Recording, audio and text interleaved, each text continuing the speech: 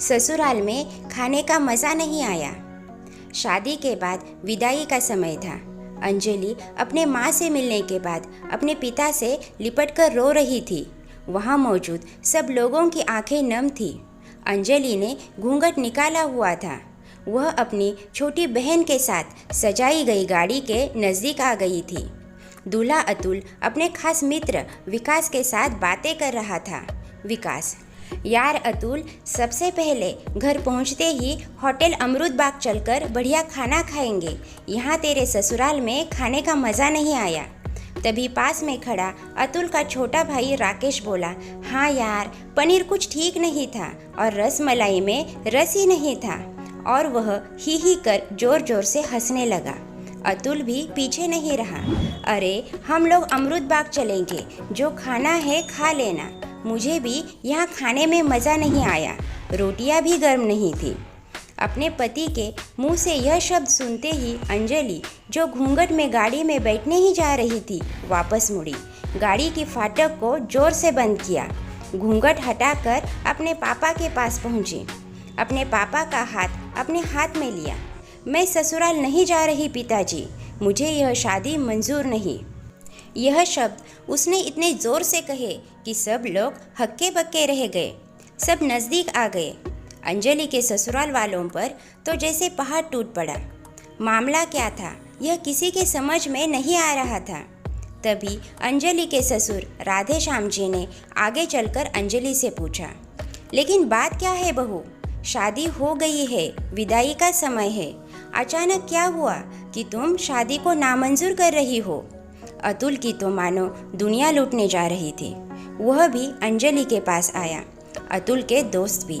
सब लोग जानना चाहते थे कि आखिर ऐन वक्त पर क्या हुआ कि दुल्हन ससुराल जाने से मना कर रही है।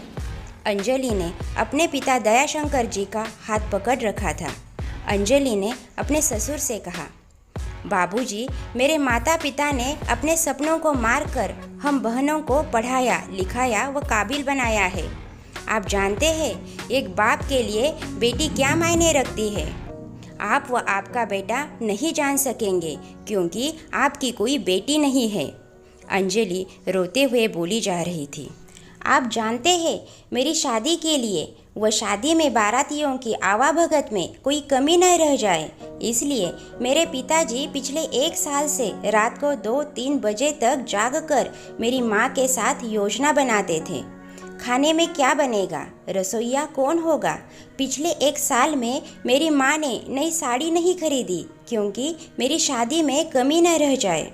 दुनिया को दिखाने के लिए अपनी बहन की साड़ी पहनकर मेरी माँ खड़ी है। मेरे पिताजी के इस 150 रुपये के नई शर्ट के पीछे बनियान में 100 छेद है। मेरे माता पिता ने कितने सपनों को मारा होगा। न अच्छा खाया न अच्छा पिया, बस एक ही ख्वाहिश थी कि मेरी शादी में कोई कमी न रह जाए। आपके पुत्र को रोटी ठंडी लगी, उनके दोस्तों को पनीर में गड़बड़ी लगी, व मेरे देवर को रसमलाई में रस नहीं मिला। इनका खिलखिलाकर हंसना मेरे पिता के अभिमान को ठेस पहुंचाने के समान है। अंजलि हाँफ रही थी। अंजलि के पिता ने रोते हुए कहा, लेकिन बेटी, इतनी छोटी सी बात। अंजलि ने उनकी बात बीच में काटी। यह छोटी सी बात नहीं है पिताजी। मेरे पति को मेरे पिता की इज्जत नहीं। रोटी क्या आपने बनाई? रसमलाई, पनीर, यह सब केटर्स का काम है। आपने दिल खोलकर व हैसियत से बढ़कर खर्च किया। कुछ कमी रही तो वो केटर्स की तरफ से। आप तो अपने दिल का टुकड़ा अपनी गुड़िया रानी को विदा कर रहे हैं। आप कितनी रात रोएंगे क्या मुझे पता नहीं। माँ कभी मेरे बिना घर से बाहर नहीं निकली। कल से वह बाजार अकेली जाएगी, जा पाएगी। जो लोग पत्नी या बहू लेने आए हैं वह खाने में कमियां निकाल रहे हैं। मुझ में कोई कमी आपने नहीं रखी। यह बात इनके समझ में नहीं आई। दयाशंकर जी ने अंजलि के सर पर हाथ फिराया। अरे पगली, बात का बतंगड़ बना रही है। मुझे तुझ पर गर्व है कि तू मेरी बेटी है, लेकिन बेटा इन्हें माफ़ कर दे। तुझे मेरी कसम, शांत हो जा। तभी अतुल ने आकर दयाशंकर जी के हाथ पकड़ लिए। मुझे माफ़ कर दीजिए बाबूजी, मुझसे गलती हो गई। उसका गला बैठ गया था, रो पड़ा था वह। तभी राधे श्याम जी ने आगे बढ़कर अंजलि के सर पर हाथ रखा। मैं तो बहू लेने आया था, लेकिन ईश्वर बहुत कृपालु है, उसने मुझे बेटी दे दी। वह बेटी की अहमियत भी समझा दी। मुझे ईश्वर ने बेटी नहीं दी, शायद इसलिए कि तेरे जैसी बेटी मेरे नसीब में थी। अब बेटी इन नालायकों को माफ़ कर दे, मैं हाथ जोड़ता हूँ तेरे सामने। मेरी बेटी अंजलि मुझे लौटा दो। और दयाशंकर जी ने सचमुच हाथ जोड़ दिए थे। वह अंजलि के सामने सर झुका दिया। अंजलि ने अपने ससुर के हाथ पकड़ लिए। बाबूजी, राधे श्याम जी ने कहा। बाबूजी नहीं, पिताजी। अंजलि भी भावुक होकर राधे श्याम जी से लिपट गई थी। दयाशंकर जी ऐसी बेटी पाकर गौरव की अनुभूति कर रहे थे। अंजलि अब राजी खुशी अपने ससुराल रवाना हो गई थी।